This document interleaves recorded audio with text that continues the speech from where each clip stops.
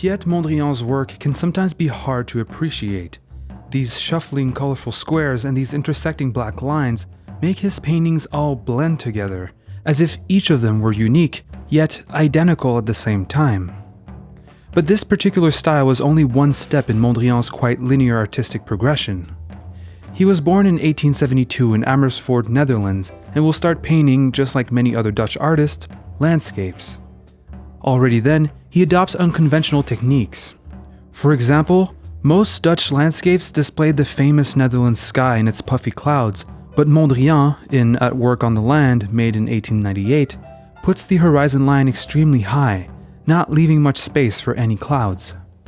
He then explored many different movements such as Impressionism, as seen in Willow Grove, Impression of Light and Shadows, made in 1905. He also explores Post-Impressionism as seen in Evening, Red Tree, completed in 1910, in which we can clearly see the influence coming from Van Gogh. Mondrian also had a Fauvism phase, which will preface the importance of primary colors in his later work. But in 1911, an art movement will heavily influence him. He discovers, through Picasso and Braque, Cubism and will move to Paris to further his career. In 1911, he paints a first version of Still Life with Ginger Pot, and then, the following year, reinterprets the painting in a Cubist style. The intersecting black lines first make their appearance. Mondrian will slowly start to move away from representation, which we can see by comparing his older tree paintings with The Great Tree, painted in 1911. Only 1 year later, he will, again, make one step closer to abstraction with another representation of a tree, Flowering Apple Tree. He will continue to make abstract paintings in Paris until 1914 when, during a visit in the Netherlands, World War I begins, not allowing Mondrian to go back in France. This will make Mondrian meet other Dutch artists such as Bart van der Lek and Theo van Doesburg. Together, they will create the De Stijl movement, in which Mondrian defines neoplasticism. He will write, "As a pure representation of the human mind, art will express itself in an aesthetically purified, that is to say, abstract form. The new plastic idea cannot therefore take the form of a natural or concrete representation. The new plastic idea will ignore the particulars of appearance, that is to say, natural form and color. On the contrary, it should find its expression in the abstraction of form and color, that is to say, in the straight line and the clearly defined primary colors." This will be the birth of the Mondrian we know of today, with the colors and the geometry. But it's only in the 1920s that Mondrian will start painting the iconic compositions. Those will also evolve with time.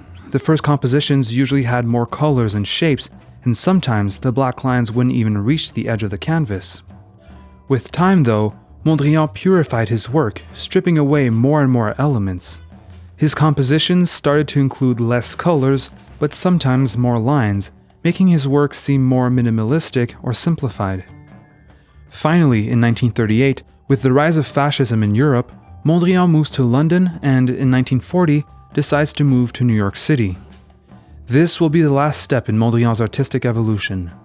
Even though he's 68 when he moves to New York, he's captivated by the energy this city has. The busy streets, the booming culture, and especially jazz music will animate him.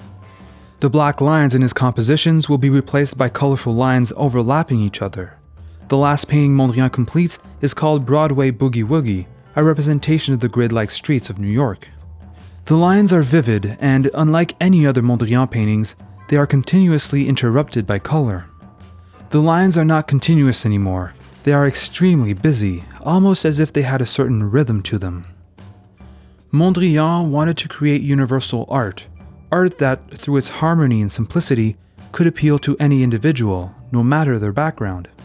By simplifying what he painted, Mondrian broke down his subjects to their core essence, lines, shapes, and colors, and arranged them in order to create balance. You may admire Mondrian's work, or maybe you don't see what's so interesting about his horizontal and vertical lines, but what's less debatable is how fascinating Mondrian's quest for purification is. You might not like his individual artworks, but Mondrian's work as a whole is interesting to analyze as it's the work of a lifetime.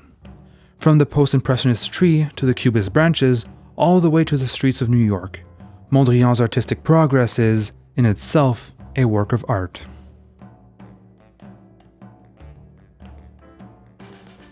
We'd like to thank our supporters on Patreon. If you'd like to become a patron, check us out on patreon.com/thecanvas.